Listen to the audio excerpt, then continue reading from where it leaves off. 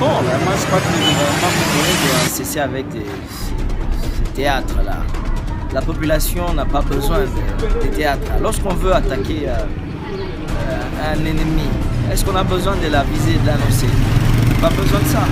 La population a besoin d'apprendre que les FARDC ont attaqué une position du M23, des SDF Nalou et qu'ils ont neutralisé. Ils n'ont pas besoin d'annonces. Ce pays est finalement devenu un cercle où on peut promettre quelque chose et ne pas la réaliser, où on peut annoncer du n'importe quoi. Lorsque vous annoncez à l'ennemi que je vais vous attaquer, qu'est-ce que vous voulez? Est-ce que le message n'est pas autre que ce que nous attendons? Je crois que c'est vraiment une manque d'expérience, peut-être manque de stratégie de la part de notre gouvernement. Moi, j'aurais souhaité que si le gouvernement congolais va attaquer le M23 ou n'importe quel autre rebelle, il n'a pas besoin de faire des annonces comme M. Lutundu l'a fait. C'est comme si on était des amateurs et tout. Mais les médiatiques, pas à ce sens-là, pas dans ce sens-là. Vous dites, bah, le 24, bah, maintenant, aujourd'hui, nous sommes le 25. Ils n'ont pas attaqué. Tu n'as pas attendu une seule bombe tomber dans les rangs du M23. Nous sommes le 25, le 24 c'était hier. Ils ont attaqué nulle part. Et la population est là, mais il a cité même des dates. Il avait parlé du 24 comme moratoire. Donc c'est vraiment du n'importe quoi. Et la diplomatie, ce n'est pas seulement les réseaux sociaux, les médias. Mais le gouvernement n'a pas dit qu'il va attaquer. Le gouvernement dit qu'il va faire tout pour voir comment les citoyens de ces contrées-là vont aussi être considérés par le vote, même si ça sera. Mais ils seront considérés par le vote avec le M23 comment? C'est une distraction. Ils sont en train de chercher des alibis. Je crois qu'il y a une probabilité de ce que Kinshasa cherche des alibis pour écarter le Nord Kivu, l'Ituri des élections. Et ainsi, on va dire, ben, vous avez vu, nous avons essayé de commencer la guerre, ça n'a pas tenu, on n'a pas de choix. S'il vous plaît. Et comme il y a une jurisprudence, à Butembo, à Beni, il n'y avait pas eu élection, hein, en 2018, on n'a pas voté le président de la République. Est-ce que ce n'est pas la même chose qu'on est en train de vouloir faire pour le Nord Kivu et l'Ituri? Et se dire, voilà, l'Ituri, le Nord Kivu ne vont pas voter pour le chef de l'État, mais pour jouer sur la psychologie, sur le moral, la mentalité de la population, faisons de communication qui semble nous mettre sur la voie de libérer ces espaces-là, de donner droit à ces populations également de voter. Et ainsi, lorsque nous allons échouer avec cette stratégie, ils comprendront qu'ils ne sont écartés que pour les élections des présidentielles et ils vont voter tout simplement, n'est-ce pas, les députés après peut-être. Ce n'est pas bon. Si le gouvernement veut que la population du Nord Kivu, que la population de l'Ituri vote le président de la République et leurs députés, c'est simple. Il y a deux choses à faire. La première affaire, c'est de faire la guerre. S'ils veulent faire sérieusement la guerre contre le M23, sans des taupes au sein de nos forces armées, ça ne demande pas une semaine pour bouter le M23 dehors. C'est question de volonté politique, c'est question de savoir ce qu'on veut faire. Deuxièmement, la deuxième possibilité, fiston, c'est simple. Nous avons les forces de l'EAC qui sont à Rutshuru, à Masisi. L'armée burundaise, l'armée, je sais pas, tanzanienne, la force de l'EAC est là.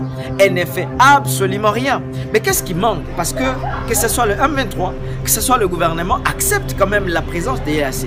Est-ce qu'il est difficile de prendre un arrangement afin que, sous le leadership ou la sécurisation des forces de l'EAC, qu'on ouvre des centres d'enrôlement?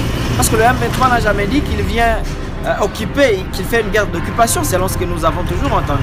Et donc, si c'est vraiment pour le Congo, la population qui est victime, qui est innocente de tout ça, qu'est-ce qui manque au gouvernement congolais, à l'EAC et à ces M23 qui se disent congolais, entre guillemets, de prendre un accord afin que les populations se fassent enrôler à Rutshuru ou à Masisi et qu'il y ait les élections là-bas? Est-ce que là, vous ne serez pas en train de dire ou de citer les dialogues ou soit vos propos ne pensent pas? C'est pas question du dialogue, on parle des élections. On parle des élections. S'il faut enrôler les gens à Masisi et à Rutshuru, l'EAC est une force neutre. Quelle est la difficulté si l'EAC va sécuriser les centres de vote? Parce que la population, elle n'est ni pour l'EAC ni pour le M23, elle est pour le Congo.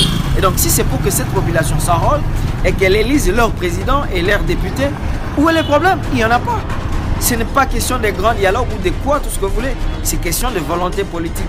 Et le gouvernement congolais ne veut pas. C'est comme la question de la route Goma, Rutshuru, Bunagana, Goma, Rutshuru, Kanyabanga, Butembo, Beni. Pourquoi on n'ouvre pas cette route alors que le M23 n'a jamais refusé que sous le leadership de l'EAC sous ces tronçons, que les gens passent? À l'époque de Joseph Kabila, le M23 nous avait attaqué, Julien Paluku était gouverneur. Mais la route Goma, Rutshuru, Bunagana, Goma, Rutshuru, Butembo, Beni, elle était ouverte, elle était praticable. Mais nous étions à pleine guerre avec le M23. Et lorsqu'on ferme cette route-là, qui perd? C'est toujours la population congolaise du Nord Kivu, c'est toujours les commerçants qui sont perdants. C'est cette population qui a du mal maintenant pour aller à Butembo. Il faut passer soit par le Rwanda, soit par l'Ouganda. Et ce sont c'est de l'argent que la population perd. Alors, un tronçon Butembo Beni qu'on payait 30 $, aujourd'hui il faut avoir pas moins de 100 $ pour arriver à Butembo à Beni. Parce qu'il faut passer par le Rwanda, par l'Ouganda, il faut payer, je sais pas, un visa en Ouganda et tout ce que vous voulez. Il faut passer par Kichanga pour ceux qui prennent les Léo. Mais même pour passer par Kichanga, il faut avoir pas moins de 60 $ en poche. Parce qu'il faut payer toutes les barrières de ceux qui se disent Ouazalendo. C'est du n'importe quoi, c'est la population qui souffre. Alors, pourquoi ils ne peuvent pas s'arranger comme IAEAC, comme l'M23 dit que ce n'est pas une guerre d'agression? Pourquoi ne pas ouvrir cette route-là? Comme ça, lorsqu'on est dans la zone. Et au-delà de ça, est-ce que vous savez qu'il y a même des manœuvres que les gens d'État de siège font avec les forces du M23? Les marchandises entrent par Bunagana. Elles arrivent à Kibumba, on les décharge dans des 3 pinets, ils arrivent à Goma. Les gens payent des taxes au M23, ils payent également. Ils font de la mafia pour faire parvenir leurs marchandises à Beni. Depuis qu'on a la guerre, est-ce que les magasins de Goma sont vides? Il n'y a pas de marchandises parce qu'il y a la guerre, parce que Bunagana n'est pas ouvert? Non. Alors vous êtes pour un arrangement ou vous êtes pour la guerre? La guerre, c'est la première des choses. La guerre, c'est la première des choses. Mais si la diplomatie que vous appelez arrangement peut trouver une solution palliative momentanément, périodique, par exemple pour des questions claires, par exemple l'enrôlement, si pour faire enrôler les gens de Massissi et des Rutshuru, ça demande que le M23, le gouvernement congolais et l'EAC s'organisent pour permettre à la population de s'enrôler. Où est le problème? Il n'y a pas de problème, c'est ça la responsabilité même. Vous ne craignez pas que les étrangers viennent s'enrôler comme ça? Mais il y aura l'EAC qui va sécuriser les frontières. Il y aura l'EAC, c'est ça la l'EAC que vous accusez d'être des mèches avec le M23. Mais qu'est-ce que vous voulez qu'on fasse comme on n'est pas en mesure de faire la guerre à ces M23 là? On refuse de leur faire la guerre. Et donc on se contente de ce qui va se passer. Et même lorsqu'ils n'étaient pas les étrangers de toute façon, ils se sont toujours fait enrôler chez nous parce qu'il y a un désordre organisé dans notre pays. Nous vous disons merci. Merci beaucoup, fiston.